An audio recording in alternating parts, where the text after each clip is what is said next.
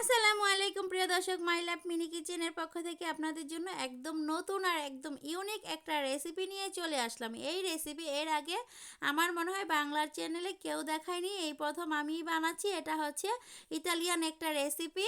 তো এই রেসিপিটা বানানোর জন্য প্রথমে আমি নিয়েছি আপেল, 4টা আপেলকে ধুয়ে পরিষ্কার করে ছুলে নিয়েছি, তারপর এরকম পিস পিস করে কেটে নিয়েছি। তারপরে সেইগুলো থেকে আমি 3 ভাগের 2 ভাগ ভালো করে ছোট ছোট করে আরও ছোট করে কেটে নিলাম। দেখুন ঠিক এরকম ছোট ছোট করে দেখুন কেটে নিয়েছি। তারপরে এখানে আমরা এখন দিয়ে দিব 1 কাপ চিনি। তো এটা আমাদের মেজারমেন্ট কাপের হাফ কাপটা, তো এটা দিয়ে আমি 2বার দিয়ে দিলাম। তো 1 কাপ চিনি দিয়ে দিলাম।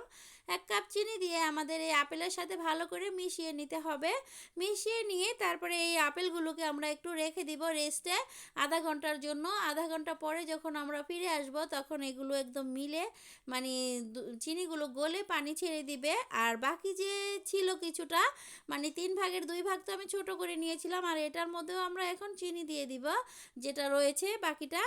এটাও আমরা একটুখানি চিনি দিয়ে মিশিয়ে রেখে দিলাম যাতে করে ওটা থেকেও পানিটা বের হয়ে আসে। আর এই যে দেখুন আধা ঘন্টা পরে আমরা ফিরে আসলাম, আমাদের এই আপেলগুলো থেকে চিনির যে পানিটা ছেড়ে দিয়েছে। জাস্ট এই যে পানিটা ছেড়ে দেওয়ার জন্যই আমরা অপেক্ষা করেছি। এখন আমরা এখানে দিয়ে দিব হাফ কাপ ঘি। এই ঘিগুলোকে এখন আমি গলিয়ে নিব।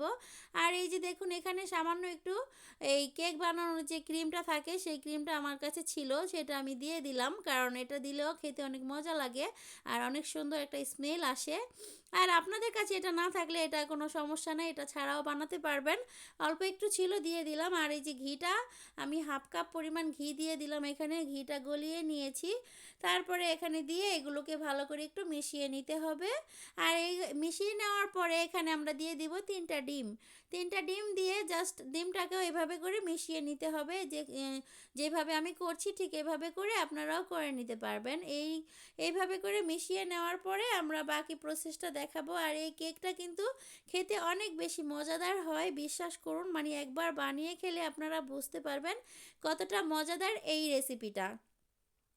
আর এখন আমরা এখানে দিয়ে দিব 1 কাপ ময়দা, আর তার সাথে দিয়ে দিব আরও হাফ কাপ ময়দা।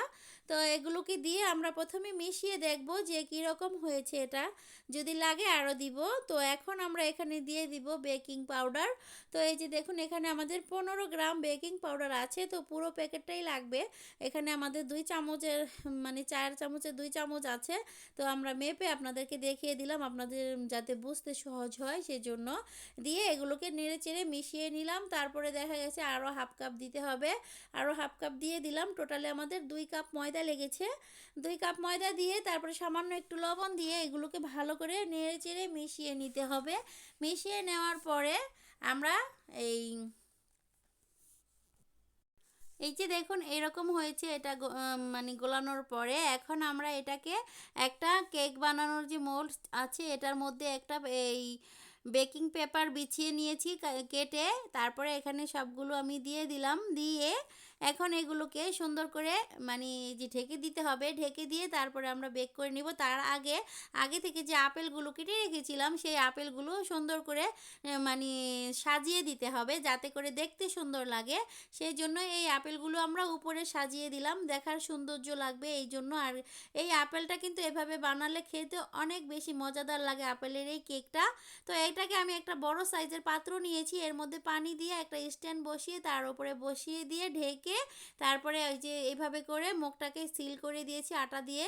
তারপরে এই যে এইভাবে করে 40 মিনিট আমরা জাল করে নিব। 40 মিনিট পরে আমরা ফিরে আসলাম। দেখুন 40 মিনিট পরে এটাকে আর চেক করতে হবে না, জাস্ট হয়েই গিয়েছে। 40 মিনিট পরে আর কোনো মানে মনে কোনো সন্দেহ নেই যে হয় নাই বা কি এরকম, মানে হয়ে গেছে একদম পারফেক্ট। দেখুন এই যে এরকম সুন্দর হয়েছে। তো এটাকে আমরা এখন ঠান্ডা করে নিয়েছি, ঠান্ডা করে নিয়ে আপনাদেরকে কেটে দেখাবো ভিতরটা আসলে কেমন হয়েছে আমাদের এই কেকটা। তো এখন এই যে দেখুন আমরা এই যে কেকের মোল্ড থেকে খুলে নিলাম, খুলে নেওয়ার পরে এখন এই যে আপনাদেরকে দেখাচ্ছি কীরকম হয়েছে আসলে আমাদের কেকটা। অনেক বেশি সুন্দর হয়েছে আর অনেক মজাদার হয়েছে। এই কেকটা খেতে এত বেশি মজা লাগে যে মানে ইউরোপে কিন্তু এই বড় বড় রেস্টুরেন্টে এই কেকগুলো অনেক বেশি চওড়া দামে বিক্রি করে আর অনেক বেশি মজাদারও হয়। এই রেসিপিটা একদম অসাধারণ একটা রেসিপি।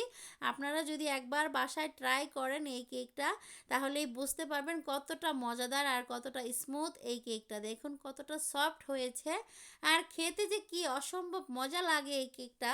মানে একবার যদি আপনারা বাসায় এটা ট্রাই করেন তাহলেই বুঝতে পারবেন কত বেশি মজাদার এই কেকটা। দেখুন আমি আপনাদেরকে একটু কেটে কাছ থেকে ভেঙে দেখাচ্ছি কতটা সফট আর কতটা সুন্দরভাবে হয়েছে আমাদের এই কেকটা। আর খেতে যে কতটা মজা লেগেছিল সেটা মানে আমরা তো বানানোর পরে খুব মানে অল্প সময়ের মধ্যে খাওয়া দাওয়া হয়ে গিয়েছে, এতটাই মানে মজাদার হয়েছিল এই কেকটা, মানে খুব তাড়াতাড়ি শেষ হয়ে গেছে। অন্য কেক বানালে কিন্তু বাসায় খাওয়াই হয় না, এই কেকটা একদম মানে একদিনের মধ্যেই খাওয়া হয়ে গিয়েছে, এতটাই মজাদার। তো যাই হোক আপনারাও কিন্তু এভাবে করে ট্রাই করে দেখতে পারেন, অনেক মজাদার এই কেক। এখন এই কেকটা আপনাদের কার কার কাছে ভালো লেগেছে, যদি ভালো লেগে থাকে অবশ্যই আমার চ্যানেলটাকে সাবস্ক্রাইব করে রাখবেন। আর যারা যারা করে রেখেছেন তাদেরকে জানাই অসংখ্য ধন্যবাদ। সবাই ভালো থাকবেন। আল্লাহ হাফেজ।